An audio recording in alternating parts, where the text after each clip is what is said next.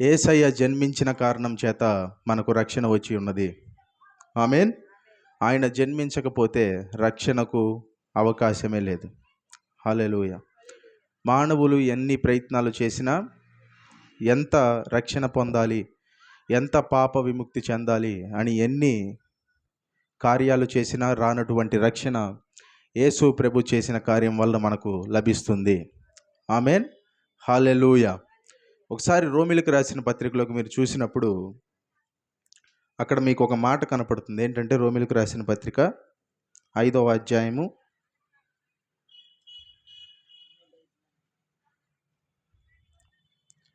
19వ వచనము. నేను 18వ వచనం చదువుతున్నాను చూడండి. రోమీయులకు రాసిన పత్రిక 5:18. కాబట్టి తీర్పు ఒక్క అపరాధ మూలమున వచ్చినదై మనుషులకందరికీ శిక్షావిధి కలుగుటకు ఎలాగూ కారణమాయను, అలాగే ఒక్క పుణ్యకార్యము వలన కృపాదానము మనుషులందరికీ జీవప్రదమైన నీతి విధింపబడుటకు కారణమాయను. ఆమేన్. హల్లెలూయా. మనిషి అసలు యేసు ప్రభు ఎందుకు ఈ లోకానికి రావాలి అనేది ఒక ప్రశ్న. ఆ ప్రశ్నకు సమాధానం ఏంటంటే, ఎందుకు రావాలి అంటే అవసరత ఉంది కాబట్టి రావాలి.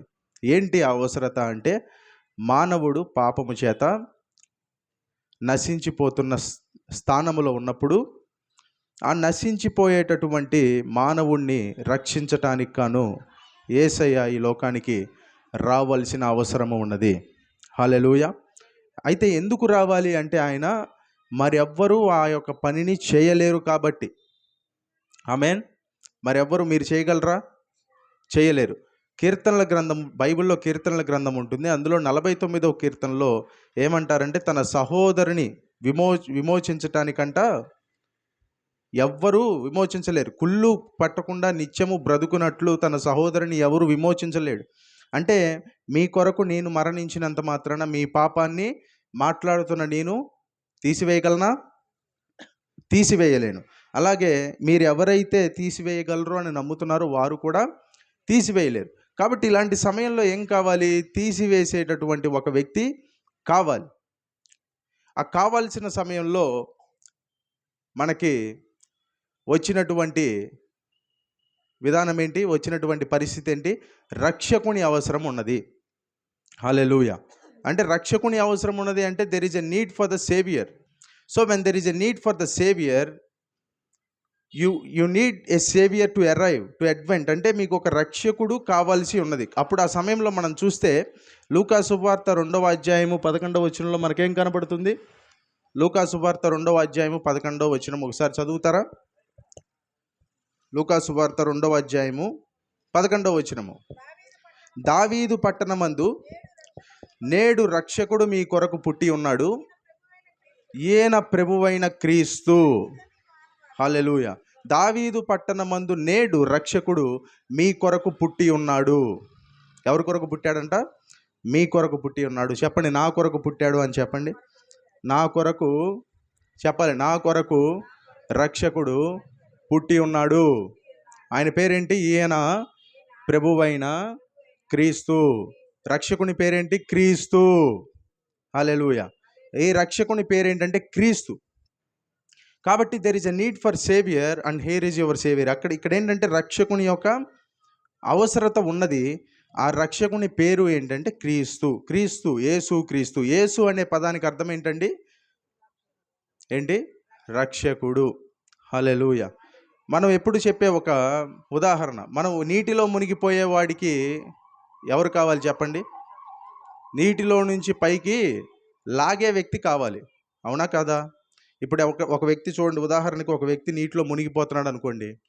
నీటిలో మునిగిపోయే వ్యక్తి దగ్గరికి వెళ్ళి, నువ్వు నీటిలో మునిగిపోతున్నావు కాబట్టి నేను నీకు ఈత కొట్టడం నేర్పిస్తా అంటే అది బాగుంటుందా? అదే సమయము ఈత కొట్టడం నేర్పించే సమయం అండి అది. మరే సమయం? ఆ సమయంలో ఏం చేయాలి చెప్పాలి మీరు. ఏం చేయాలి? నీటిలో మునిగిపోయేవాడిని చెయ్యి పట్టుకొని పైకి లాగాలా వద్దా చెప్పాలి. ఆ సమయంలో ఈత నేర్పిస్తా అంటే అది ఈత నేర్పించే సమయం కాదు. పైకి లాగిన తర్వాత నేర్పించుకో ఈత. మోకాళ్ళలోతి నెలల్లోనో నడున్నోతో పైన ఇక్కడ దాకా. కానీ at that particular point of time ఆ సమయంలో కావాల్సింది ఎవరంటే బోధకుడు కాదు, అంటే బోధించేవాడు కాదు. ఇలా చేయాలి, ఇలా అనాలి, ఈత ఇలా కొట్టాలి అని చూపించే వ్యక్తి కాదు ఆ సమయంలో కావాల్సింది. ఆ సమయంలో కావాల్సిన వ్యక్తి ఎవరు? బోధించేవాడు కాదు, టీచర్ కాదు, సేవియర్, రక్షకుడు. అంటే చెయ్యి ఇచ్చి పైకి లాగేవాడు కావాలి. అర్థమైందా? అంటే ఏ సమయంలో ఎవరు కావాలి? మునిగిపోయే సమయంలో చెప్పేవాడు కాదు మనకు కావాల్సింది. మునిగిపోయే సమయంలో బోధించేవాడు కాదు మనకు కావాల్సింది. మునిగిపోయే సమయంలో రక్షకుడు కావాలి, చెయ్యిచ్చి బయటికి లాగేవాడు కావాలి. యేసు ప్రభు ఎవరంటే మానవులందరూ ఈ లోకంలో పాపంలో మునిగి చనిపోతుంటే చెప్పటానికి రాల, అమ్మా నువ్వు ఇలా బతకాలి, అమ్మా నువ్వు ఇలా బతకాలి, ఇలా మంచిగా ఉండాలి, ఇలా మంచి కార్యం చేయాలి, ఇలా చేస్తే నీకు పరలోకం, ఇలా చేస్తే నీకు నిత్య జీవం, ఇలా చేయాలని చెప్పటానికి రాలేదు ఆయన. మరి ఆయన ఎందుకు వచ్చాడు? మంచిగా బ్రతకండి అని చెప్పటానికి రాల. బోధకుడే ఆయన. ఆయన బోధకుడని అన్నారా లేదా? బోధకుడని అన్నారు. అయితే ఆయన పుట్టినప్పుడు ఆయనకి ఇవ్వబడిన నామధేయం ఏంటంటే రక్షకుడు. అంటే ఆయన వచ్చింది దేనికి? బోధించటం. అంటే teaching is the secondary thing, but saving is the main thing. అంటే బోధించటము అనేది రెండో పని. మరి మొట్టమొదటగా అసలు ఆయన వచ్చిన ఉద్దేశం ఏంటి అంటే రక్షించడానికి. పాపంలో మునిగిపోతున్న వారికి ఇలా చేస్తే పాపం నుంచి బయటకు వస్తావు, రోగంలో ఉన్నవాడికి ఈ ప్రిస్క్రిప్షన్ ఇచ్చి ఇలా రోజు చేసుకుంటూ పోతే నీకు రోగం తగ్గిద్ది. నడువంగిపోయి ఒక ఆమె వస్తే కొన్ని ఎక్సర్సైజులు రాసిస్తా, చేసుకోమ్మా అన్నాడు యేసుప్రభు. ఏమంటాడు ఆయన? 18 ఏళ్ళ నుంచి అంట. రక్తస్రావంతో వస్తే డైట్ మార్చమ్మా అన్నాడా? ఎన్నేళ్ళ నుంచి? ఎన్నో ఏళ్ళ నుంచి. కానీ ఆయన ఏమన్నాడు? ఆయన దగ్గరికి వచ్చిన వాళ్ళని ఆ టయానికి ప్రిస్క్రిప్షన్ ఇవ్వలేదు, ఆ టయానికి ఇది ఇలా చేస్తే ఇలా అవుతుంది, ఇలా చేస్తే ఇలా అవుతుందని చెప్పలేదు. మరి ఎందుకు వచ్చాడు? ఆయన ఏం చెప్పాడు వచ్చి అంటే, మునిగిపోతున్న వారిని అప్పటికప్పుడు చెయ్యి పట్టుకొని బయటికి లాగటానికి ఆయన వచ్చాడు. అంటే పాపంలో ఉన్న వారిని ఏం చేస్తే పోతుందని చెప్పడానికి రాలేదు, అందులో నుంచి బయటకు లాగటానికి వచ్చాడు. అర్థమైందా? హల్లెలూయా. దేవునికి స్తోత్రం చెప్తారు ఒకసారి? హల్లెలూయా. అంటే బయటకు లాగటానికి వచ్చారు ఆయన. ఆ టైంలో what you got to do at this particular point of time, ఆ సమయంలో ఏం చెయ్యాలని చెప్పడానికి రాలేదు. అందుకే అక్కడ లూకా సువార్త 2:11 ఏమన్నాడు? మళ్ళీ చదవండి. దావీదు పట్టణమునందు నేడు రక్షకుడు మీ కొరకు పుట్టి ఉన్నాడు, ఈయన ప్రభువైన క్రీస్తు. అంటే నేడు రక్షకుడు మీ కొరకు పుట్టాడు. ఈయన పేరేంటంట? క్రీస్తు. క్రీస్తు అంటే రక్షకుడు, అంటే రక్షించటానికి వచ్చాడు ఆయన, శిక్షించటానికి రాలేదు. హల్లెలూయా. చాలాసార్లు అనుకుంటారు ఆయన శిక్షిస్తాడు అది ఇది అంటారు, కానీ ఆయన శిక్షించటానికి ఈ లోకానికి రాలేదు, రక్షించటానికి మాత్రమే వచ్చాడు. హల్లెలూయా. హల్లెలూయా. బైబిల్లో ఒక వచనం ఉంటుంది. ఆ వచనము అనేక మంది చేత అనేక సార్లు ప్రస్తావించబడిన, సువార్తలలో ప్రస్తావించబడిన వచనము. ఏదో చెప్పగలరా? యోహాను సువార్త 3వ అధ్యాయము 16వ వచనము. యోహాను సువార్త 3వ అధ్యాయము 16వ వచనం ఏముంటుంది అక్కడ? మనం బైబిల్ కూడా తెరవాల్సిన అవసరం లేదు. తెలుసా? కంటతా తెలుసు కదా అందరికీ. ఏముంటుంది? దేవుడు లోకమును ఎంతో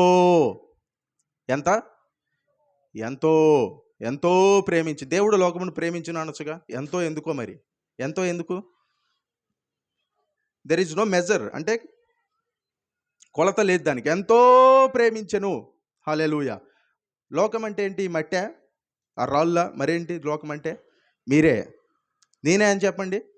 దేవుడు నన్ను, ఈ మాట నాతో చెప్తారా? దేవుడు నన్ను ఎంతో ప్రేమించెను. మరి ప్రేమించినప్పుడు ఏం చేయాలి? ప్రేమించినప్పుడు ఏమైనా గిఫ్ట్ ఇస్తారా?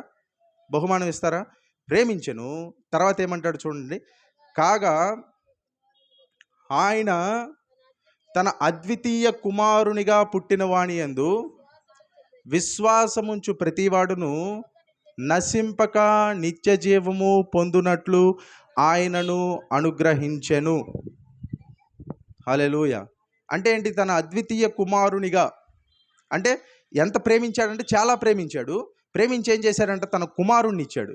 ఇప్పుడు కుమారుణ్ణి ఇచ్చింది ఎందుకు? తన అద్వితీయ కుమారుడు. అద్వితీయ అంటే ఒకే ఒక, లేదా జనతైక.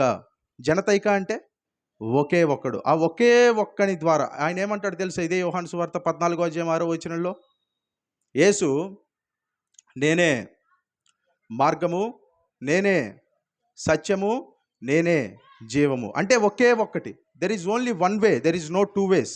అన్ని దారులు ఒకే దగ్గరికి వెళ్తాయి కాదు. నేనే మార్గము, నేనే సత్యం, నేనే జీవం. అక్కడ ఏమంటాడు? తన అద్వితీయ కుమారునిగా పుట్టిన వాని యందు విశ్వాసముంచు ప్రతివాడును, అంటే ఎవరైతే యేసు ప్రభు, దేవుడిచ్చిన యేసు ప్రభుని తన కుమారుని యందు విశ్వాసం పెట్టుకుంటారో ఆ విశ్వాసముంచే ప్రతివాడు ఏమవుతాడంట? నశింపక నిత్య జీవము పొందునట్లు ఆయనను అనుగ్రహించెను. ఆమేన్, హల్లెలూయా. అంటే ఎవరైతే ఆ ఒకే ఒక్క అద్వితీయ జనతైక కుమారుని నామమందు విశ్వాసం ఉంచే ప్రతి వాడు నశింపక నిత్యజీవం పొందాలనే ఆశతో దేవుడు ఏం చేశారంటే తన సొంత కుమారుణ్ణి మనకు అనుగ్రహించాడు. అదే అనుగ్రహించాడు కదా, అనుగ్రహించిన దేవుడు ఆయనను మాత్రమే కాదు, ఆయనతో పాటు సమస్తాన్ని కూడా ఇస్తాడు. మీరు చూస్తే రోమిలకు రాసిన పత్రిక అనే ఒక పత్రిక ఉంటుంది బైబిల్లో. ఆ పత్రికలో 8వ అధ్యాయంలోకి మీరు వస్తే, రోమిలకు రాసిన పత్రిక 8వ అధ్యాయం 32వ వచనంలో ఏముందో మీరు ఒకసారి చదువుతారా? రోమిలకు రాసిన పత్రిక 8వ అధ్యాయం 32వ వచనం. రోమిలకు రాసిన పత్రిక 8:32 చూడండి. తన సొంత కుమారుని అనుగ్రహించుటకు వెనుక తీయక మనందరి కొరకు ఆయనను అప్పగించిన వాడు ఆయనతో పాటు సమస్తమును మనకెందుకు అనుగ్రహింపడు? అంటే ఏంటి? తన సొంత కుమారుని ఇవ్వటానికి వెనుతీయక, అంటే వెనక్కి తీసుకోకుండా మనకి ఇచ్చేసాడంట కుమారుణ్ణి. అలా ఇచ్చిన వాడు ఏం చేస్తున్నాడంట? ఆయనతో పాటు సమస్తమును, అంటే అన్నిటినీ, మనకు కావలసిన వాటిని అన్నిటినీ, అదేదైనా సరే, రోగమున్న వారికి విముక్తినైనా, బాధల్లో ఉన్న వారికి విముక్తినైనా, సమస్యల్లో ఉన్న వారికి విముక్తినైనా ఎందుకు అనుగ్రహింపడు? అంటే పరలోకంలో దేవుడు ఇవ్వగలిగిన బహుమానాల్లో గొప్ప బహుమానం ఏదైనా ఉంది అంటే అది తన కుమారుడైన యేసు. అంటే గొప్ప బహుమానాన్ని ఇచ్చిన దేవుడు ఇంకా మిగతావన్నీ చిన్న చిన్నవి. ఏది? రోగం నుండి స్వస్థత ఇవ్వటము, బాధల నుండి స్వస్థత ఇవ్వటము, సమస్యల నుండి బయటికి తీసుకురావటము. యేసు ప్రభువుని ఇచ్చిన వాటికన్నా ఇవన్నీ ఏంటి? చిన్నవా పెద్దవా? చాలా చిన్నవి. అంటే పెద్దది ఇచ్చేసినోడు చిన్నది ఇవ్వటం పెద్ద విషయమా? చిన్నది. ఇప్పుడు పెద్ద ఇల్లు మీ పేరు మీద మీకు రాసిస్తే ఎవరన్నా అందులో ఉన్న సామాన్లు ఇవ్వటం పెద్ద విషయమా? పెద్ద విషయమా కాదు కదా. అంటే దేవుడు అంత గొప్ప యేసు ప్రభువుని ఇచ్చిన తర్వాత ఆయనతో పాటు సమస్తమును మనకెందుకు అనుగ్రహింపడు? అంత పెద్ద బహుమానాన్ని మనకి ఇచ్చిన తర్వాత, తన కుమారుణ్ణి ఇచ్చిన తర్వాత, మీ రోగాన్ని ఆయన ఎందుకు తీర్చడు? మీ సమస్యలను ఆయన ఎందుకు తీర్చడు? మీ బాధలను ఆయన ఎందుకు పట్టించుకోడు? హల్లెలూయా. అర్థమైందా? అర్థమైన వాళ్ళు దేవునికి స్తోత్రం చెబుతారా? హల్లెలూయా. అంటే సమస్తాన్ని మనకెందుకు అనుగ్రహింపడు? సమస్తాన్ని మనకు అనుగ్రహించటానికి ఇష్టపడే దేవుడు ఆయన, ఇష్టపడేటటువంటి గొప్ప దేవుడు ఆయన. హల్లెలూయా. కాబట్టి ఏంటి? యేసు ప్రభుని ఇందాక మనం చూసినట్లుగా యోహాను సువార్త 3వ అధ్యాయం 16వ వచనంలో మనం ఏం చదివాము? దేవుడు లోకమును ఎంతో ప్రేమించెను కాగా ఆయన తన అద్వితీయ కుమారునిగా పుట్టిన వాని యందు విశ్వాసముంచు ప్రతివాడును నశింపక నిత్య జీవము పొందునట్లు ఆయనను అనుగ్రహించెను. 3:16 అది అన్నాడు. 17 ఏమన్నాడు చదువుతారా? 3వ అధ్యాయము యోహాను సువార్త 17వ వచనంలో, లోకము తన కుమారుని ద్వారా రక్షణ పొందుటకే గాని లోకమునకు తీర్పు తీర్చుటకు దేవుడాయనను లోకములోనికి పంపలేదు. ఆమేన్. దేవుడు ఎందుకు పంపించాడంటే లోకంలో చాలామంది అనుకుంటారు ఆయన వచ్చి అని ఇదన్నాడు అదన్నాడు చాలా చెప్తారు బయట. కానీ ఆయన ఎందుకు వచ్చాడంటే, దేవుడు లోకంలోనికి యేసు ప్రభువుని ఎందుకు పంపించాడంటే లోకమునకు తీర్పు తీర్చడానికి పంపించాల. మరి ఎందుకు పంపించాడు? లోకం ఆయన ద్వారా రక్షణ పొందుటకే గాని తీర్పు తీర్చుటకు దేవుడు ఆయనను లోకములోనికి పంపలేదు. God did not send his son so that he could judge people. God sent his son so that he could save the people. అంటే దేవుడు పంపింది ఎందుకు? ప్రజలను తీర్పు తీర్చడానికి కాదు. నువ్వు ఇలా ఉన్నావు, నువ్వు ఈ తప్పు చేసావు, నువ్వు ఈ పాపం చేసావు అని చెప్పడానికి రాలా యేసు ప్రభు. నువ్వు ఏ తప్పు చేసినా నేను నీకు రక్షణ ఇస్తా, నువ్వు ఏ పాపం చేసినా నేను నిన్ను ప్రేమిస్తున్నా. యేసు ప్రభు ఈ లోకంలో ఉన్నప్పుడు ఆయన ఏం చేశాడు? ప్రతి ఒక్కరి దగ్గరికి వెళ్ళి ప్రేమను చూపించాడు. ఆయన ప్రజలందరూ ఒకరాగా పిలుస్తారంట ఒక మనిషిని. యేసు ప్రభు ఎలా పిలుస్తాడంట? పేరు పెట్టి పిలుస్తాడు. ఒక వ్యక్తి ఉన్నాడు జక్కయ్య అతని పేరు. కానీ ప్రజలందరూ అతను ఏమంటున్నారు? పాపి అంటున్నారు. ఏమంటున్నారు? పాపి అంటున్నారు. సుంకపు గుత్తదారుడు, అందరి దగ్గర పన్ను వసూలు చేస్తాడు, తీసుకోవాల్సిన పన్ను కన్నా ఎక్కువ పన్ను తీసుకుంటాడు, లోకంలో అంతా తిరుగుతుంటాడు, ఇట్లా చేస్తుంటాడు అట్లా చేస్తుంటాడు అంటుంటారు. కానీ ఆయన వచ్చి పాపి అంట. ఆయన ఏమంటాడంటే, జక్కయ్యా చెట్టు దిగిరా. ఈ లోకంలో కూడా చాలామంది మనల్ని ఏమంటారు తెలుసా? వాడు తాగుబోతు, వీడిది వాడది అని పేర్లు పెట్టి పిలుస్తుంటారు. ఇంకా రకరకాలైన పేర్లు, మనకి లేని పేరు పెట్టి పిలుస్తారు వాళ్ళు. వీడు కోపిష్టి, వీడు తాగుబోతు, తిరుగుతా, ఇట్లా 100 రకాలు అంటారు.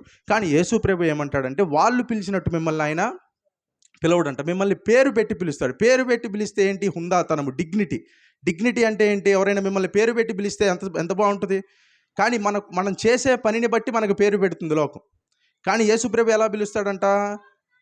మనకున్న పేరును బట్టి ఆయన మనల్ని పిలుస్తాడు. అందరూ జక్కయ్యని పాపి అంటే ఈయన మాత్రం జక్కయ్య అంటాడు. అందరూ ఒక స్త్రీని ఈమె వ్యభిచారం చేసిందని చెప్పి ఆమెకు ఆ పేరు పెడితే ఆమె మాత్రం అమ్మ అని మంచి పేరు పెట్టి పిలుస్తాడు. అంటే లోకంలోనికి ఆయనకు వచ్చింది ఎందుకంటే అందరికీ తీర్పు తీర్చుకుంటూ కూర్చోడానికి రాలా, ఎవరిని శిక్షించడానికి రాలా, ఎవరిని మభ్యపెట్టడానికి రాలేదు, ఎవరిని తక్కువ చేసి మాట్లాడి ఎవరిని చులకన చేసి మాట్లాడటానికి రాలా. Jesus never came this world to judge anyone. అంటే ఆయన ఎవరికి తీర్పు తీర్చడానికి ఈ లోకంలోనికి రాలేదు. మరి ఎందుకు వచ్చాడంట ఆయన? లోకము తన కుమారుని ద్వారా రక్షణ పొందుటకే కానీ తీర్పు తీర్చుటకు దేవుడు ఆయనను లోకములోనికి పంపలేదు. హల్లెలూయా.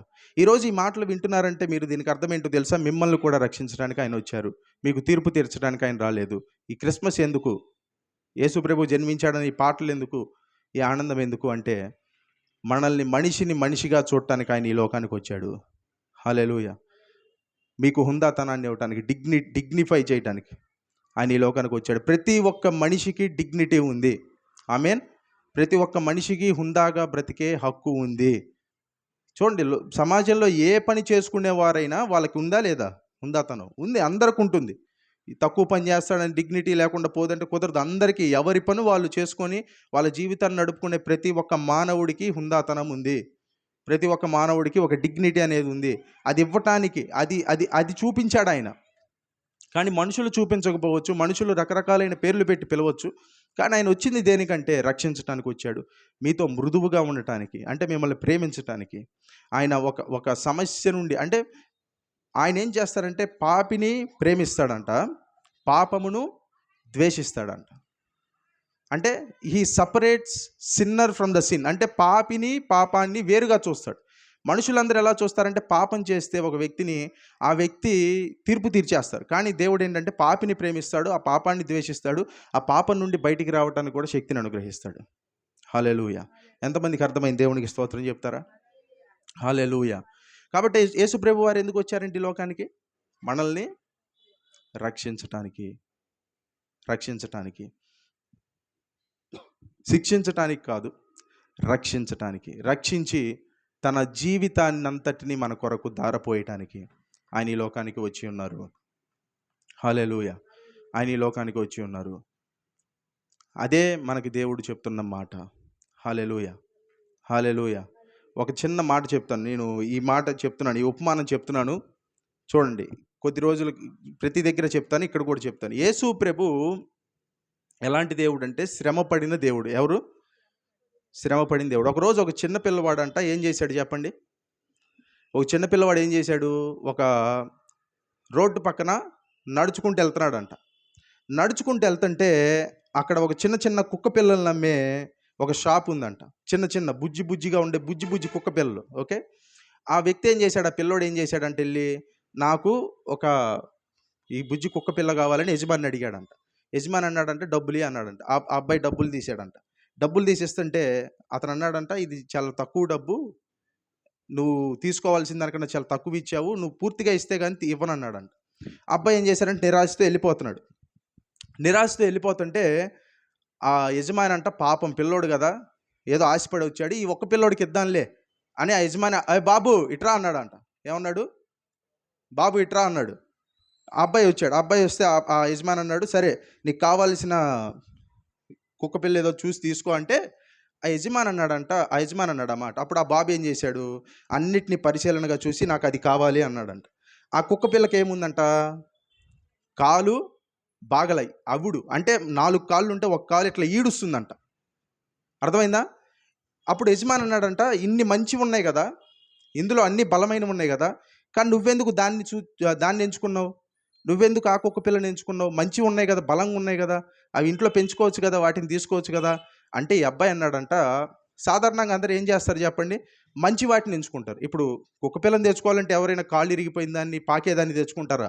కాళ్ళు ఏలాడేసేదాన్ని తెచ్చుకోరు కదా, కాలు ఇట్లా అంటే తెచ్చుకోరు కదా.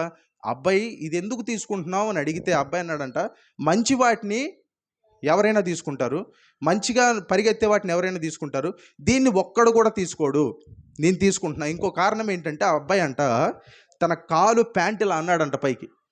ఇలా పైకంటే ఏముందంట, ఆ అబ్బాయి కూడా కొంచెం కాలు అవుడు, అబ్బాయి కూడా రాడ్ వేశారు. ఆ అబ్బాయి కూడా నడిచేటప్పుడు పూర్తిగా ఇలా నడవలేడంట. ఎట్లా నడుస్తాడు? ఆ అబ్బాయి కూడా నడిచేటప్పుడు కొద్దిగా కాలు ఇలా అనుకుంటూ నడవాలి. అంటే ఆ అబ్బాయికి ఏం తెలుసు? ఆ యొక్క కాలు అట్లా అవుడుగా ఉండి కొద్దిగా అది సమస్యగా ఉండి నడిస్తే ఆ బాధ ఎలా ఉంటుంది, ఆ శ్రమ ఎలా ఉంటుంది, ఆ నొప్పి ఎలా ఉంటుంది అనేది అబ్బాయికి తెలుసా తెలీదా? తెలుసు. కాబట్టి ఆ కుక్క పిల్లల్లో ఒక దాన్ని తీసుకోమన్నప్పుడు కూడా అబ్బాయి కళ్ళు దేని మీదకి పోయినాయి అంట? ఏదైతే కుక్క చిన్న కుక్క పిల్ల అదే సమస్యతో ఉందో దాని మీదకి పోయినాయి, దాన్ని ఎంచుకున్నాడంట, దాన్ని తీసుకున్నాడంట. ఇప్పుడు దీన్ని బట్టి మనకేం అర్థమవుతుందంటే, ఒక బాధ ఉంటే ఇంకొకరికి ఉన్న బాధ వారికి అర్థమవుతుంది. ఇప్పుడు ఆ అబ్బాయికి ఈ సమస్య ఉంది, కాలు సమస్య ఉంది కాబట్టి ఆ కుక్క పిల్లకున్న సమస్య కూడా అర్థం చేసుకొని దీన్ని ఎవ్వడూ తీసుకోడు. ఎందుకంటే ఈ అబ్బాయి రోజు స్కూల్కి వెళ్ళేటప్పుడు పక్కన ఉన్న వాళ్ళు అంటారు, అరే అవిడోడా, అరే కుంటోడా అంటారా? అనరా? ఖచ్చితంగా అంటారు. రకరకాల పేర్లు పెడతారు. ఈ అబ్బాయికి ఆ బాధ తెలుసు. దీన్ని ఎంచుకోడు, దీన్ని పట్టించుకోడు. కానీ నేను మాత్రం దీన్ని పట్టించుకోగలను. ఎందుకంటే దాని నొప్పి నాకు తెలిసినంతగా ఈ ప్రపంచంలో ఇంకెవడికి తెలియదు. కాబట్టి దాన్ని నేను తీసుకుంటా, దాన్ని నేను ఎంచుకుంటా అని చెప్పి దాన్ని తీసుకున్నాడంట. అలాగే యేసు ప్రభు కూడా ఎక్కడో పరలోకంలో, ఆకాశంలో ఎక్కడో ఉండి ఆ సింహాసనం మీద ఇలా కూర్చొని ఆయన పరిపాలన చేయడానికి కూర్చోలేదు. ఆయన ఈ లోకానికి వచ్చాడు. ఈ లోకంలో మనం తిన్నట్టే తిన్నాడు, మనం పడుకున్నట్టే పడుకున్నాడు. శ్రమలు ఎలా ఉంటాయని నీకు తెలుసు, బాధలు ఎలా ఉంటాయని నీకు తెలుసు, ఇబ్బందులు ఎలా ఉంటాయో తెలుసు, నిద్ర లేని రాత్రులు ఎలా ఉంటాయని నీకు తెలుసు, సమస్యలు ఎలా ఉంటాయని నీకు తెలుసు. సిలువ మీద ఇట్లా వేలాడుతూ 2 చేతులకు మేకులు కొడితే, కింద కాళ్ళకి చేతులకి మేకులు కొడితే రక్తము ఆ యొక్క చెమట రక్తము కారునంతగా ఉంటే ఎలా ఉంటుందో తెలుసు. ఇవన్నీ ఆయనకి తెలుసు. కాబట్టి ఈ సమస్యలన్నీ ఆయన ఒక మానవుల్లాగే మన మధ్యలో సంచరించాడు. కాబట్టి మన బాధ, మన నొప్పి, మన ఇబ్బంది ఆయనకు తెలిసినట్లుగా మరెవ్వరికి తెలియదు. కాబట్టి ఆయన కూడా ఏం చేస్తున్నాడు? నీ బాధ ఎలా ఉంటుందో నాకు తెలుసు, నీ సమస్య ఎలా ఉంటుందో నాకు తెలుసు, నీ ఇబ్బంది ఎలా ఉంటుందో నాకు తెలుసు అని చెప్పి మనల్ని ఎన్నుకొని మనల్ని రక్షించి తన హక్కును చేర్చుకోవడానికి ఈ లోకానికి ఆయన వచ్చాడు. హల్లెలూయా. అంటే యేసు ప్రభు ఎందుకు మోర్ రిలయబుల్, ఎందుకు ఆయనను మనం నమ్ముకోవాలి, ఎందుకు ఆయన్ని విశ్వసించాలి అంటే, ఆయనకు నీ బాధ తెలిసినట్లుగా మరెవ్వరికీ తెలియదు. ఆయనకు నీ ఇబ్బంది, నీ శ్రమ, నువ్వు వెళ్తున్న కష్టము ఏదైతే ఈ రోజున దీని నుంచి నేను బయటకు రాలేను అనుకుంటున్నావో ఆయనకు తెలిసినట్లుగా. ఎందుకు? నీలాగే ఆయన ఈ లోకంలో జీవించాడు. 33.5 ఏళ్ళు ఆయన ఈ లోకంలో ఉన్నాడు. ఆయన అనేక రకాలైన సమస్యల ద్వారాగా వెళ్ళాడు, మానసిక పరిస్థితుల ద్వారాగా వెళ్ళాడు, నలిగిపోయాడు, చిత్రవదల పడ్డాడు. ఒక మానవుడిగా బ్రతికితే ఎలా ఉంటుందో ఆయనకు పరిపూర్ణంగా తెలుసు. కాబట్టి ఆయన ఈ రోజున నిన్ను కూడా ఎన్నుకొని ఈ లోకానికి, నిన్ను కూడా తన హక్కును చేర్చుకోవడానికి ఆయన సిద్ధంగా ఉన్నాడు. హల్లెలూయా. కాబట్టి ఏం చెప్తుంది, ఎందుకు ఈ మాటలు మాట్లాడుతున్నామంటే, ఆయనను నీ విశ్వాసము యేసు ప్రభు మీద పెట్టుకోవటానికి ఆయన నమ్మదగినవాడు. ఎందుకంటే నీ సమస్య ఆయనకి తెలుసు. ఈరోజు నిన్ను రక్షించగలడు. ఆయన రక్షకుడు. ఏ సమస్యలో ఉన్నా సరే ఈ రోజున యేసు మిమ్మలను రక్షించటానికి శక్తిమంతుడై ఉన్నాడు. హల్లెలూయా. శక్తిమంతుడై ఉన్నాడు. బలహీనుడైన దేవుడు కాదు, బలహీనతలను వహించుకున్నాడు. ఎందుకంటే మన బలహీనత ఎలా ఉంటుందో ఆయనకి తెలుస్తుంది కాబట్టి మనల్ని రక్షించటానికి. హల్లెలూయా. కాబట్టి ఈరోజు నీ మాటలు వింటున్న మీలో ఎవ్వరు ఏ సమస్యలో ఉన్నా, ఎవ్వరు ఏ ఇబ్బందిలో ఉన్నా, మీ సమస్య ఎలా ఉందో, మీ రోగం ఎలా ఉందో, మీ బాధ ఎలా ఉందో, ఈ లోకంలోనికి ఈ క్రిస్మస్ సందర్భంగా మనం చెప్పేది ఏంటంటే, ఆయన వచ్చారు కాబట్టి ఆయనకి తెలుసు. కాబట్టి మిమ్మల్ని కూడా ఆయన సంపూర్తిగా రక్షించడానికి సిద్ధంగా ఉన్నాడు. కాబట్టి మీ విశ్వాసాన్ని ఆయన మీద పెట్టుకోండి. ఆయన మిమ్మల్ని సంపూర్తిగా రక్షించడానికి సామర్థ్యము కలిగిన దేవుడు. ఆమేన్. ప్రార్థన చేసుకుందాం.